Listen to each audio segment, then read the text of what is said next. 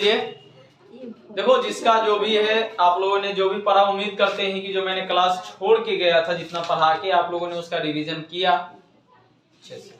अब किए कि नहीं किए वो तो आप स्वयं जानते हो, क्योंकि हमारे एब्सेंस में आप लोग क्या कर रहे हो नहीं कर रहे हो ये आपकी आत्मा जानती है।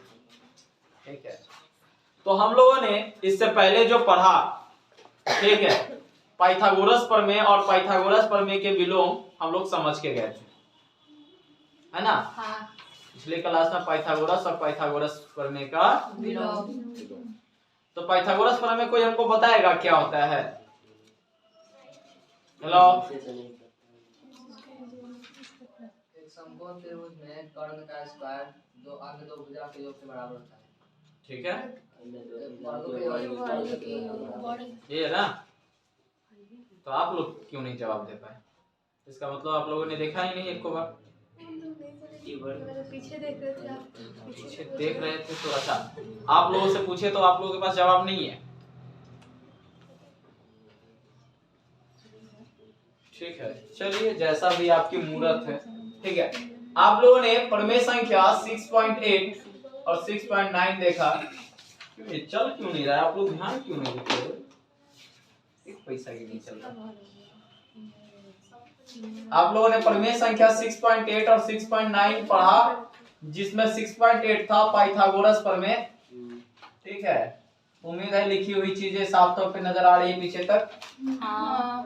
ठीक है, पाइथागोरस प्रमेय और पाइथागोरस प्रमेय का विलोम ये आप लोग पढ़ चुके हैं। पाइथागोरस प्रमेय कहता है कि किसी समकोण त्रिभुज में, ठीक है, कर्ण का वर्ग उसकी अन्य दो भुजा, अब अन्य दो भुजा क्या होगी? लंबाई और आधार, यही ना? तो लंब का स्क्वायर प्लस आधार के स्क्वायर के बराबर होता है, ये पाइथागोरस प्रमेय होता है ना? उस समय हमने कुछ ट्रिपलेट्स के बारे में भी बात की थी, है ना? ट्रिपलेट्स निकालने के लिए भी बात की थी कि, और मैंने फॉर्मूला भी बताया था कि आप किस तरह से बना सकते हैं। तो आपकी मर्जी है, आप अलग अलग ट्रिपलेट बना सकते हैं, निकाल सकते हैं।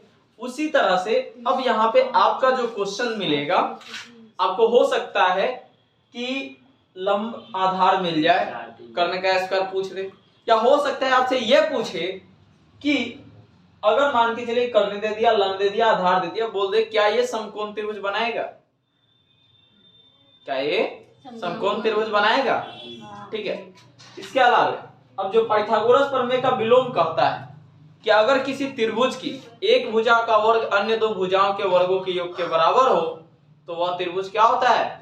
समकोण त्रिभुज होता है। ये हम लोग जानते हैं, है ना रश्मि? ना दिखे तो कह दियो कि सर आपका केवल मुंडी दिख रहा है। ठीक है, ठीक है। तो ठीक है, स्टार्ट करते हैं। एक्सरसाइज 6.5, एक्सरसाइज 6.5 जो कि लास्ट एक्सरसाइज जो बचा हुआ है। ठीक है, अगर हम इसके क्वेश्चन नंबर 1 की बात करें तो 1 में क्या कह रहा है, क्या आप लोग पढ़ सकते हैं? त्रिभुज की भुजा नीचे दिए गए निर्धारित कीजिए कि इनमें से कौन कौन से त्रिभुज समकोण त्रिभुज है, इस स्थिति में कर्ण की लंबाई भी लिखिए। ठीक है, इसने बोला है, हेलो, इसने कहा है कि 3 भुजाओं की लंबाइयां दे दी गई है, 3 भुजा की लंबाइयां दी गई है, और 3 भुजा में आपको बताना है कि कौन कौन समकोण त्रिभुज की भुजाएं हैं। अगर वो समकोण त्रिभुज की भुजाएं हैं तो कर्ण की लंबाई कितनी है? जैसे मान के चलो कि यहाँ पे लिख दें 13, 12, 5। ठीक है, अब ये 3 भुजा दे दी गई। अब ये 3 भुजा दे दी गई, हमें नहीं पता, देखो मीटर सेंटीमीटर कुछ भी हो सकता है, हम यहाँ मीटर लेके चलते हैं। ठीक है, अगर ये दिया गया है तो आपसे क्या कह रहा है कि क्या ये भुजाएं समकोण त्रिभुज की भुजाएं हैं? अगर है तो कर्ण कितनी? तो समकोण त्रिभुज की भुजाओं को जानने के लिए जरूरी है कि हमें इस फॉर्मेट पे आना पड़ेगा, और जो इस फॉर्मेट को फॉलो करेगा वो समकोण त्रिभुज होगा। चलिए यहाँ पे 3 कंडीशन बनेंगे। ठीक है, केस 1 हो सकता है कि यहाँ पर जो सबसे बड़ी भुजा है ये कर्ण हो, क्योंकि आपको पता है कि किसी भी समकोण त्रिभुज में सबसे बड़ी भुजा कर्ण होती है। सिंपल। तो सबसे बड़ी भुजा यहाँ पे कर्ण होगी, तो बाकी के जो बच गई क्या होगी? आधार। तो चलिए इसी को अप्लाई करके देखते हैं। तो 13 का स्क्वायर करते हैं तो 169, 12 का स्क्वायर प्लस 5 का स्क्वायर, तो आप देखोगे कि 144 प्लस 25 कितना आ गया? 169। तो आप देख रहे हैं कि 13 का स्क्वायर इज इक्वल टू 12 का स्क्वायर प्लस 5 का स्क्वायर आ गया, जो कि एक कर्ण का स्क्वायर बराबर लंब का स्क्वायर प्लस आधार का स्क्वायर। ठीक है, आप यहाँ आधार कर सकते हो, यहाँ लंब कर सकते हो, आपकी इच्छा। ठीक है, अब चूंकि ये पाइथागोरस प्रमेय के विलोम को फॉलो करता है, क्या है? पाइथागोरस प्रमेय का विलोम को फॉलो करता है, तो हम कह सकते हैं कि इससे बनने वाले जो त्रिभुज होगा, ठीक है, तो ये समकोण, ये किसकी है हुआ लंबाइयां? समकोण त्रिभुज की भुजाएं हैं। समकोण त्रिभुज की भुजाएं हैं। कर्ण क्या होगा इसके अंदर? 13। कर्ण जो होगा 13 मीटर का होगा। क्लियर? एनी डाउट किसी को? समझ में आया? उसी तरह से हो सकता है कि आपको दे दे 15, 8, 17। क्या कोई पता करेगा कि कौन सी है? क्या ये समकोण त्रिभुज है? अब है या नहीं है, आप लोग थोड़ा जांच के बताएं। ठीक है, थोड़ा सब लोग चेक करें क्या ये समकोण त्रिभुज की भुजाएं हैं या नहीं है। ठीक है,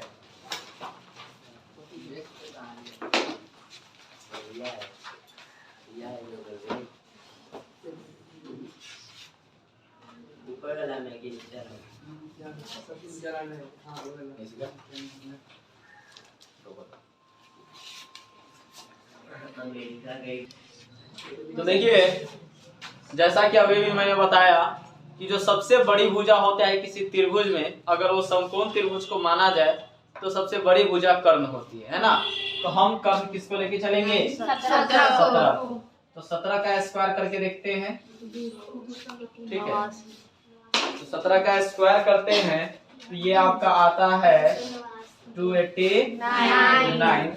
उसी तरह से 15 का स्क्वायर प्लस 8 का स्क्वायर करके देखते हैं तो 225 प्लस 64 इज इक्वल टू 289, जो कि दोनों बराबर है। तो लिख सकते हैं 17 का स्क्वायर बराबर 15 का स्क्वायर प्लस 8 का स्क्वायर। और इस तरीके से आपका क्या बन गया? ट्रिपलेट बन गया। और ये यहाँ पे कर्ण की लंबाई होगी। बस सेम स्टेटमेंट यहाँ पे लिख देना है, आपका सॉल्यूशन हो गया।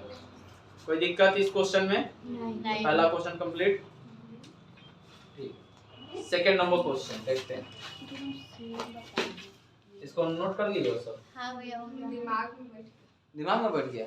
अरे वाह, ठीक है। लेकिन कुछ लोग ऐसे हैं जिनके दिमाग उतने तेज नहीं, तो थोड़ा सा वो लोग अपना लिख लें, क्योंकि हमें पता है कि सब आप जैसे तो है नहीं होगा। जिनके नहीं हो थोड़ा लिख ले, बाकी क्या है हम मिटा देंगे अभी।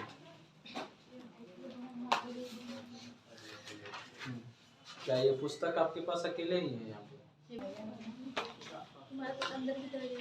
चलिए क्वेश्चन नंबर 2। क्वेश्चन नंबर 2 में क्या कहता है, ध्यान से देखेंगे। इसको हटा देते पहले। हाँ भैया, हटा देते।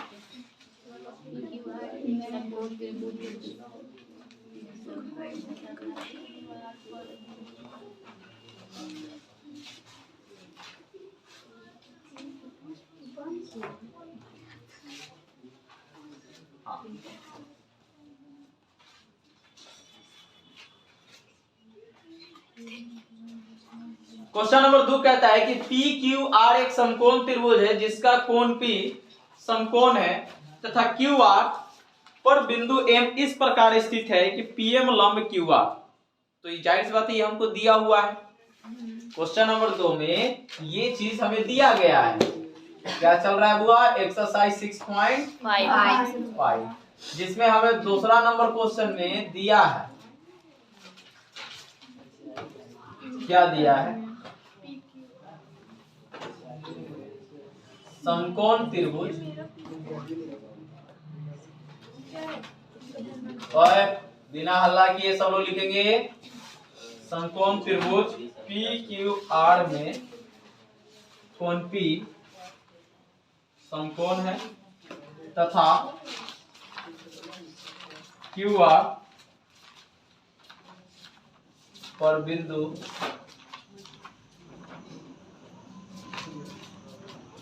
एम इस प्रकार स्थित है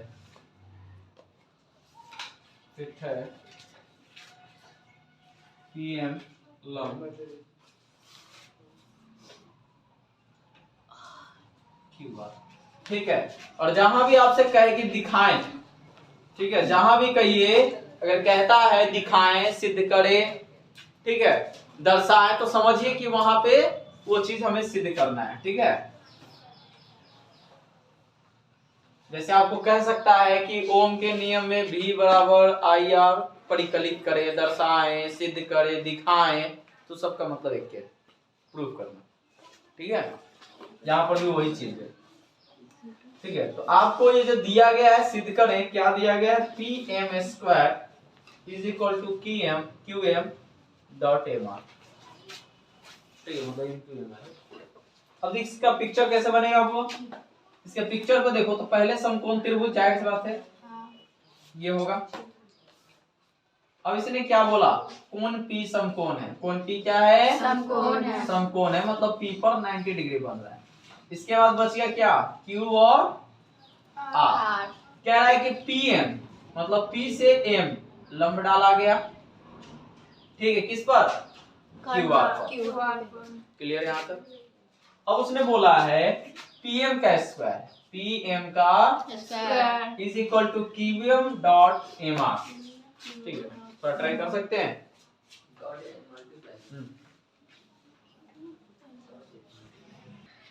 चलिए, आप लोगों ने कोशिश कर लिया, अब रुक जाइए, अब केवल नजर अपने बोर्ड पे रखें और समझने का प्रयास करें। ठीक है, अब इसको हल करते हैं। देखो इसको कैसे करना है, पहले तो ये बड़ा एक समकोण त्रिभुज है ना, तो त्रिभुज पी क्यू आर में अगर हम देखें तो कोण पी हमें कितना दिया गया है, 90 डिग्री। तो यहाँ पे पाइथागोरस प्रमेय लगा सकते हैं क्या, पाइथागोरस प्रमेय से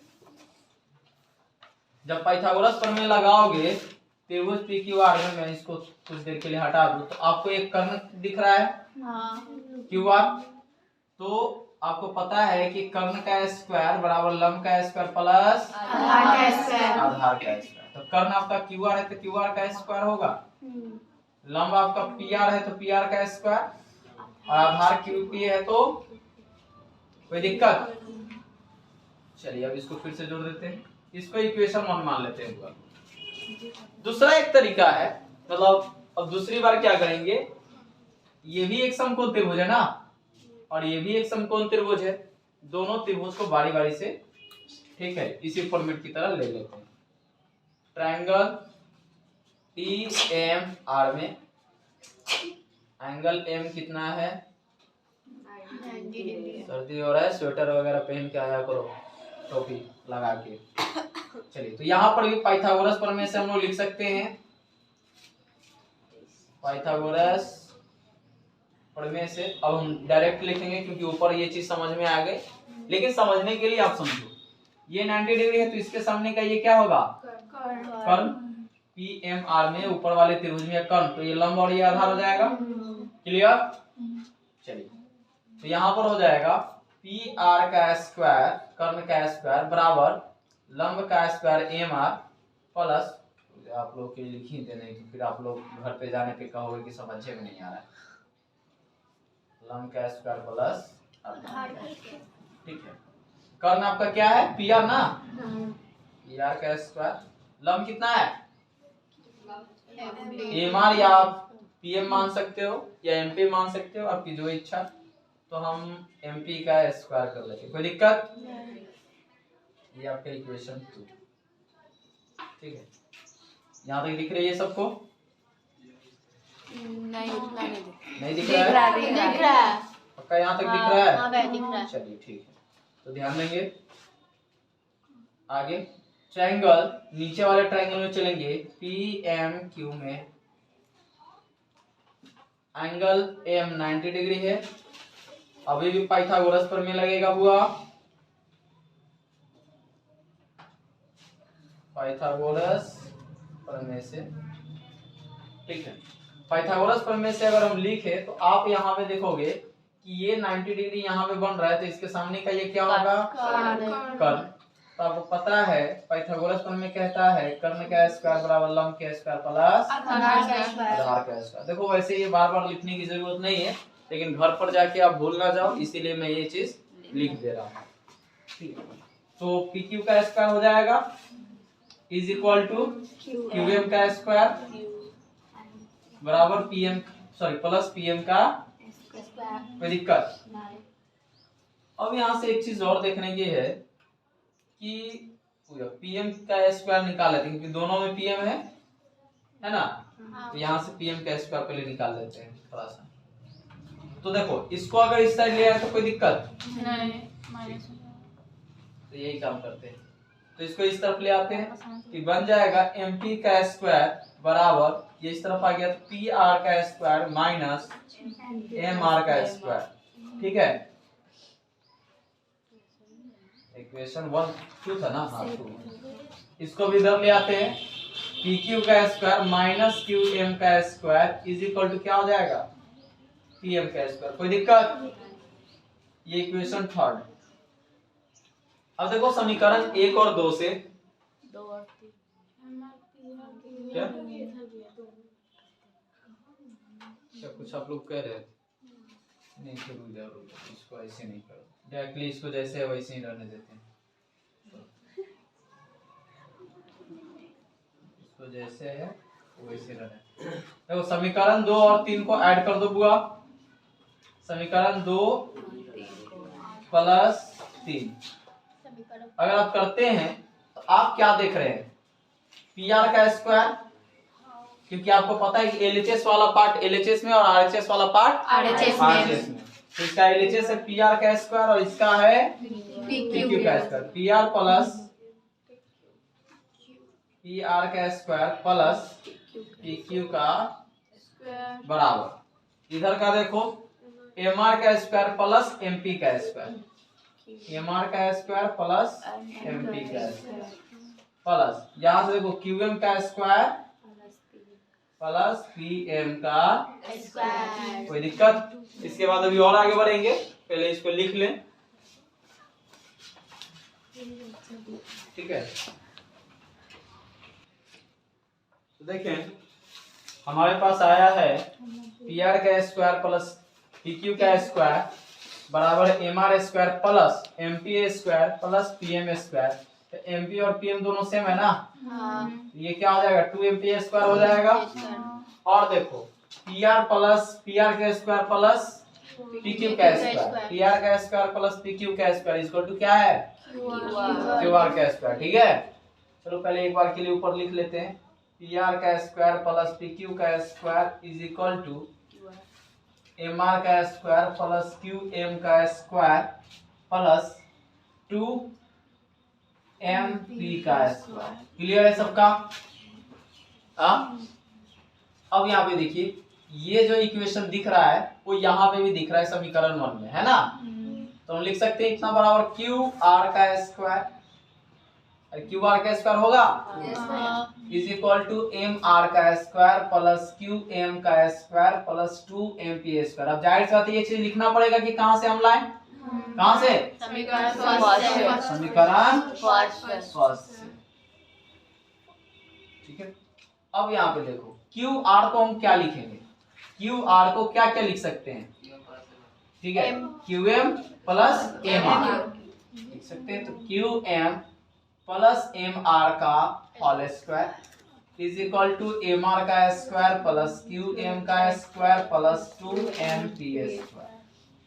अब यहाँ से अब आप तोड़ो इसको, क्या लिखेंगे? A square plus B square plus 2AB, ठीक है। एम आर का स्क्वायर प्लस क्यू एम का square plus 2m p square. कोई दिक्कत? एम आर का स्क्वायर कैंसिल, क्यू एम का स्क्वायर हमारे पास क्या बचा 2qm, सॉरी यहाँ पे स्क्वायर नहीं होता, M R equal to 2m p square. आप देख रहे हो 2 से 2 कैंसिल हो जाएगा। ठीक है, आपके पास आ गया qm dot M R is equal to M P square. ठीक है, और आपको पता है कि हमें इतना ही लाना था। ठीक है, हमें लाना था एम पी का square is equal to qm dot M R, dot मतलब इनटू। ठीक है, क्या आपका प्रूफ हुआ? लिख लो।